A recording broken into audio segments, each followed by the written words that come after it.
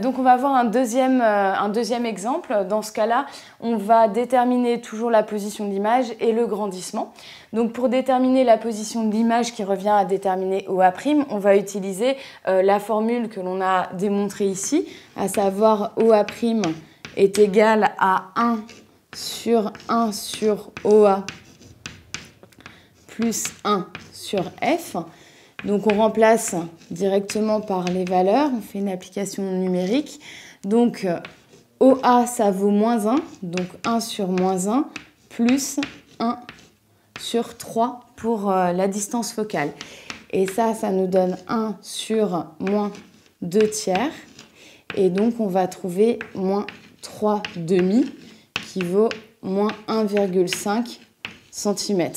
Donc ici, on a OA' qui est négatif, qui est dans le même espace que l'objet. Donc on est dans le cas d'une image virtuelle, donc le cas de la loupe qu'on a vu dans les constructions géométriques.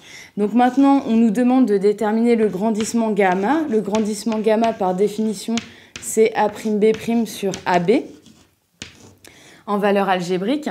Donc nous, on n'a pas A'B', donc la taille de l'image. Donc on va utiliser l'égalité OA' sur OA.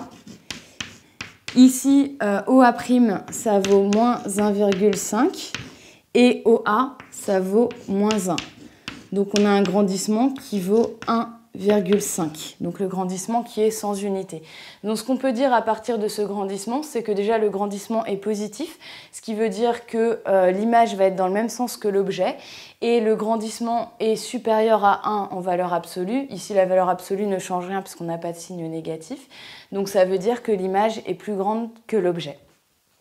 Le dernier exemple d'utilisation de ces relations de conjugaison, ici c'est un exemple un peu expérimental, comment déterminer la distance focale d'une lentille qu'on ne connaît pas en utilisant justement la relation de conjugaison.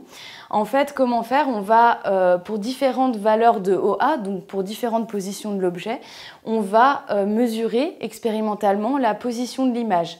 Ensuite, on va calculer 1 divisé par OA, donc l'inverse de la position de l'objet, et ensuite 1 divisé par OA', donc l'inverse de la position de l'image. Et ensuite, on va tracer 1 sur OA' en fonction de 1 sur OA. Donc attention, ce sera des mètres moins 1 ici, puisque c'est l'inverse d'une distance, et ici des mètres moins 1 aussi. Et si on trace 1 sur OA' en fonction de 1 sur OA, on va obtenir une droite de pente 1.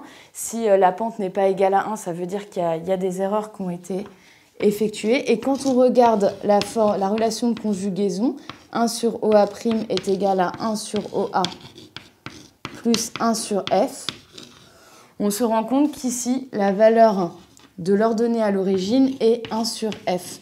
Donc 1 sur la distance focale, et donc ainsi, expérimentalement, on peut remonter à la distance focale de la lentille si on ne la connaît pas.